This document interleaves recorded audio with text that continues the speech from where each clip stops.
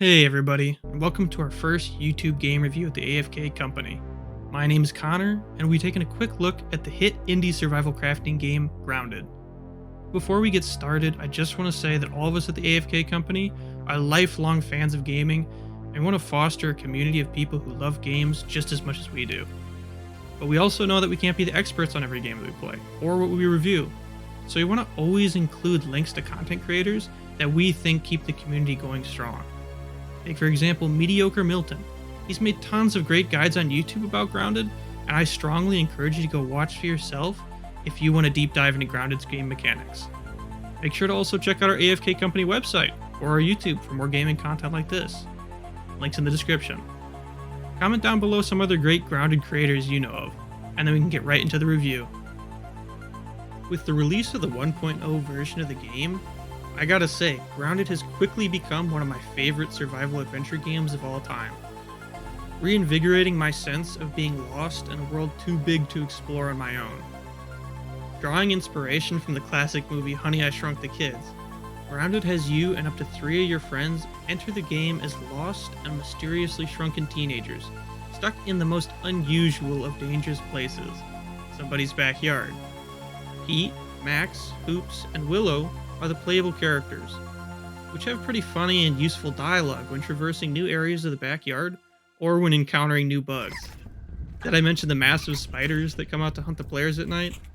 Yeah, fear not, arachnophobes. Grounded has a setting to turn spiders into blocky shapes just for you, in case the normal ones are a little bit too terrifying. And terrifying they are, as you will be forced to tread very carefully throughout most of the game due to their high aggro range, insane damage output, and pretty startling jump scare noises, which have gotten me a few times even. You will encounter all types of bugs and arachnids on your journey, anything from tiny aphids to massive mosquitoes. Yuck.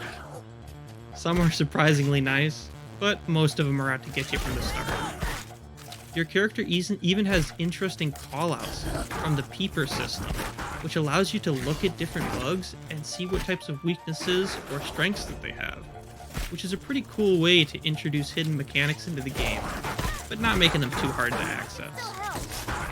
As with most interesting survival adventure games, you're going to have to gather many types of resources to build shelter for the nighttime, and upgrade your gear for some of the more challenging areas and fights. Grounded does an amazing job at restricting certain materials behind story progression, while still allowing for free traversal of the very vast map they've created.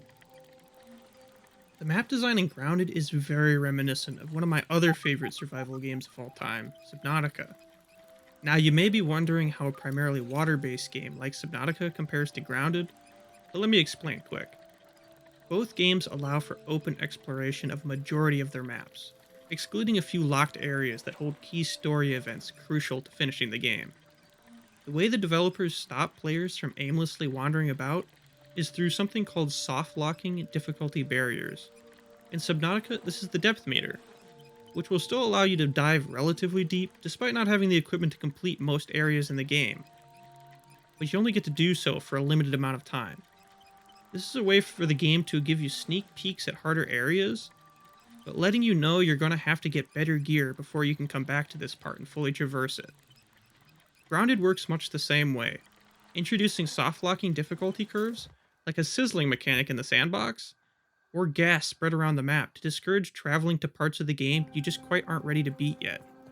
You get a cool glimpse at what might be coming later in the game, and you know you have to prepare for it somehow, but you're going to have to find a different way for the moment.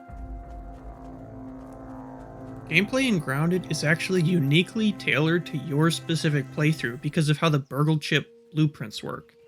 These will be scattered around various sections of the map that can be accessed in almost any order after you locate Burgle the robot assistant. Giving these chips to Burgle will be the main way of unlocking various tools and buildings, as well as progressing the main story. This storyline is light-hearted and filled to the brim with made-up science phrases, which are used with just the right amount of self-awareness. Despite the outward whimsical appearance, some of the dialogue elements were actually quite emotional to me. I don't want to spoil too much about the story, but the general idea is that your characters were shrunk by technology invented by Wendell Tully, a brilliant scientist fascinated by the large world hidden under the tall grass. He even went so far as shrinking himself and creating laboratories to research the habitats of insects more closely. When your characters come across his assistant, the slightly annoying Burglebot, you'll be given missions that slowly lead to uncovering why you were shrunk in the first place. Don't forget to listen to any tapes you may find in your travels, as they'll help you understand Wendell's motivations and hardships. And these are going to most likely be located in the laboratories he built that you're going to be exploring. A wonderfully unique story paired with finely tuned gameplay make Grounded a shining example of how to take inspiration from previous survival genre games while making it into a unique experience all its own that almost anyone can enjoy. I highly recommend getting this game if the genre interests you, or if you have a few like-minded friends willing to try it out. But now that you have a general understanding of what Grounded has to offer, stick around for a few tips and tricks that might help you make a decision on sticking with this game long term. Everyone knows the feeling of picking up a game by yourself or with a couple friends and something just doesn't click to keep one of you playing. This can be caused by frustration at the difficulty, not knowing how to progress, or even just being overwhelmed by having to know so many things. I have a few tricks that might help you out. First, make sure to read prompts the game gives you. Many of the logs in the Peep and Quest system will be crucial to knowing what to get and where to go. It was definitely something our group shouldn't have skipped on the first playthrough. Second, figure out where certain enemies are likely to be. Don't be like us and build a base right in between 3 wolf spider dens and on a mite spawn. Knowing where tougher enemies will be will help you avoid lots of deaths. Third, learn how to time your blocks correctly. Burying the bigger bugs will be a lifesaver late in the game, and certain insects will have different attack patterns that you can learn down to a science. Make use of it. Fourth, constantly look for upgrade materials. Better gear means easier fights, and the game keeps high-grade materials hidden away, so stockpile it as much of it as you can, even if you can't use it at the moment. Well, hopefully you can overcome some of the difficulties Grounded has to offer, and enjoy the game as much as I did. Thank you all for sticking around till the end, and if you want to see more reviews like this, our AFK Company website has lots more. Or if you want to get to know the AFK crew a bit more, check out our social media pages in the description. Have a good one, everybody. Peace.